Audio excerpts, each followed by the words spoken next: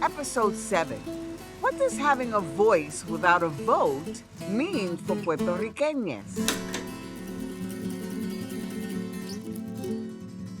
Madam Speaker, I rise today in support of H.R. 8393, the Puerto Rico Status Act.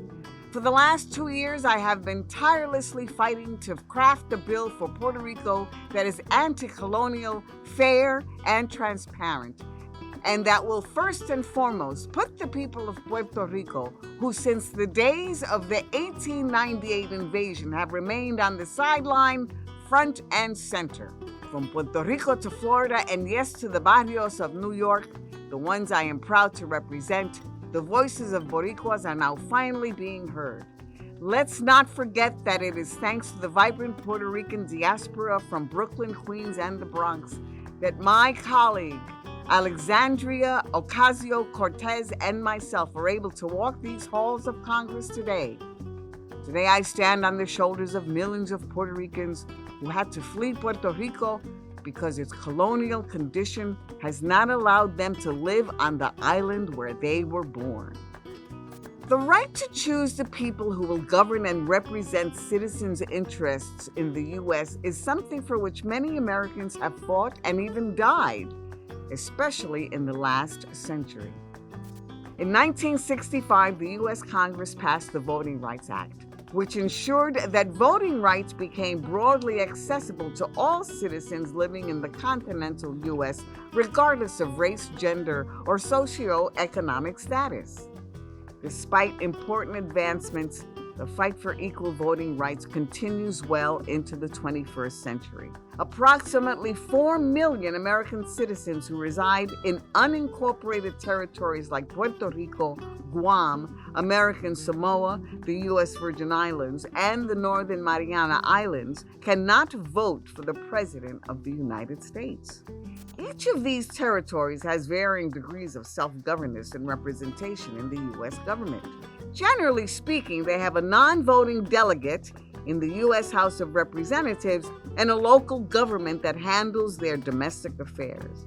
However, residents of these territories do not have access to the same constitutional rights as continental residents, particularly regarding voting rights and representation within the U.S. government. In 1916, the battle for equal voting rights for Puerto Ricans began with the congressional discussion of the Jones Act.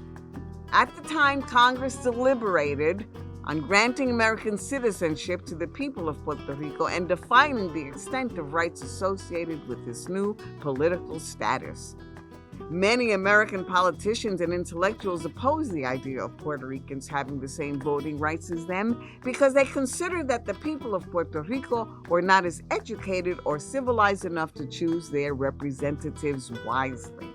During the congressional discussions of the Jones Act, Puerto Rico's resident commissioner, Luis Muñoz Rivera, reminded the U.S. Congress that Puerto Ricans were educated and had already voted for local representatives during the Autonomic Charter, 1897, and after the approval of the Foraker Act. Here are the facts. There exist at present 250,000 registered electors. 70% of the electoral population is illiterate. There will remain then 75,000 registered electors. Adding 10,000 illiterate taxpayers, there will be a total of 85,000 citizens within the electoral register and 165,000 outside of it. I cannot figure out, hard as I have tried, how those 160,000 Puerto Ricans are considered incapable of participating in the elections of their representatives in the legislature and municipalities, while on the other hand, they are judged perfectly capable of possessing with dignity American citizenship. In the case of this being the principle on which the clause is based, it would seem necessary to uphold such principle by depriving 3 million Americans of their citizenship. For this is the number of illiterates in the United States, according to the census of 1910. The U.S. Congress allowed Puerto Ricans to elect members for their local House of Representatives and the local Senate.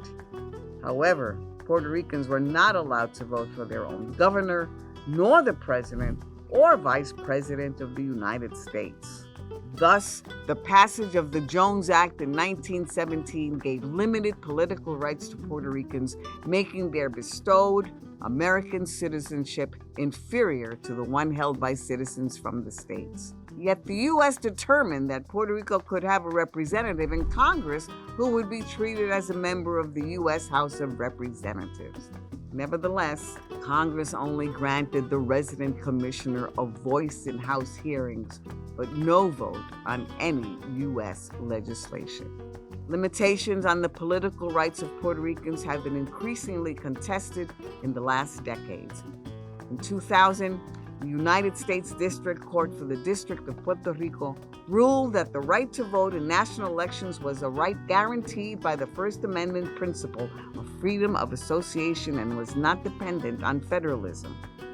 It also interpreted the Congressional Uniformed and Overseas Citizens Absentee Voting Act as confirmation that the right to vote rests on national citizenship, not residence in a state. That ruling was quickly overturned. Nevertheless, Puerto Ricans have persistently continued their democratic fight for more rights. Between 1967 to 2017, there were 5 plebiscites organized on the archipelago where Puerto Ricans unequivocally expressed their desire to modify their current territorial status and consequently their limited participation in the decision-making of the federal government. Although Puerto Ricans on the island have not yet obtained the right to vote on the issues that matter most to them, Diasporicans have created alternative ways to have their voices heard and issues addressed before the U.S. Congress, with the goal of gaining full participation in American democracy and enjoying the full scope of American rights.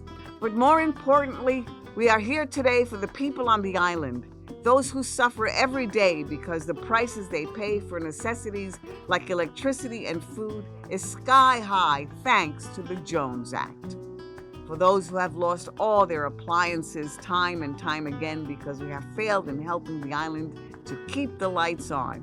And for those who have lost loved ones after Maria, the earthquakes, COVID-19, and most recently, Fiona. We are here today because we must move towards decolonization. The current status is unsustainable and fundamentally unfair and un-American.